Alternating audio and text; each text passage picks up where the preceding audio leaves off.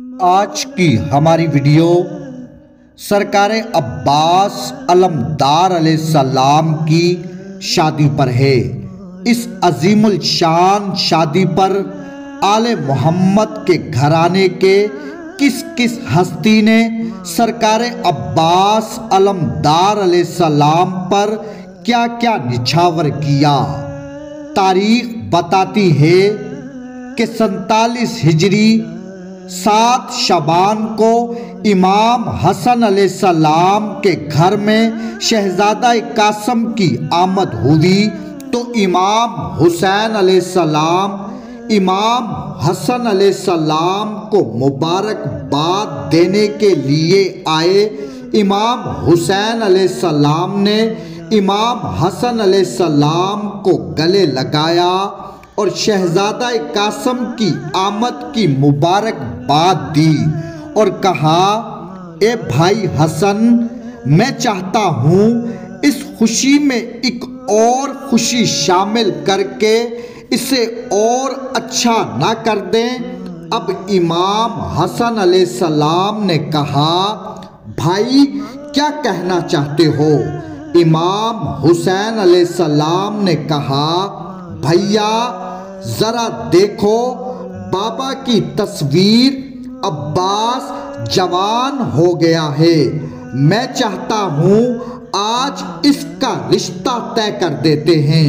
امام حسن علیہ السلام نے کہا، بھائی حسین کوئی رشتہ آپ کی نظر میں ہے؟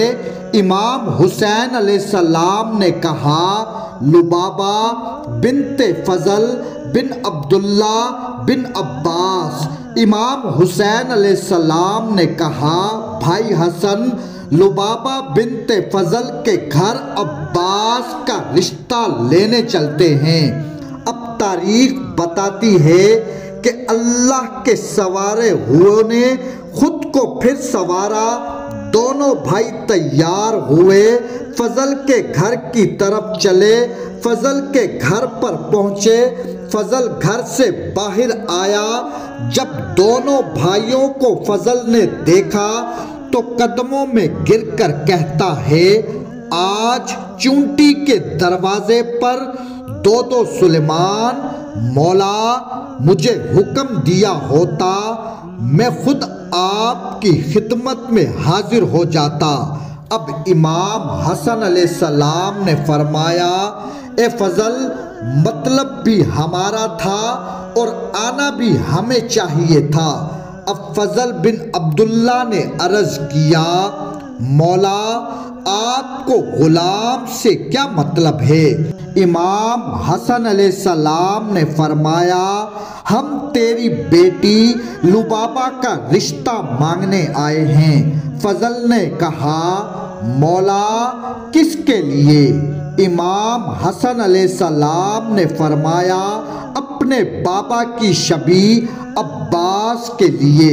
فضل نے کہا، مولا لبابہ آپ کی کنیز ہے۔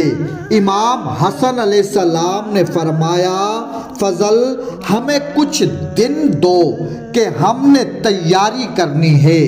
فضل نے عرض کیا، مولا آپ حکم کریں، آپ کو کتنے دن چاہیے؟ امام حسن علیہ السلام نے امام حسین علیہ السلام کی طرف دیکھا اور کہا، بھیا حسین عباس حصہ بھی آپ کا ہے اور تاریخ بھی آپ بتائیں۔ امام حسین علیہ السلام نے کہا، بھیا آج 7 شعبان ہے اور 16 شعبان کو عباس کی بارات آئے گی۔ فضل نے کہا، ٹھیک ہے مولا، جیسے آپ کا حکم ہے۔ اب تاریخ بتاتی ہے کہ 3 گھر ایسے تھے جنہوں نے اپنے خزانوں کے منہ کھول دیے تھے۔ مولا عباس علمدار علیہ السلام کی شادی پر پہلا گھر امام حسن علیہ السلام کا ہے۔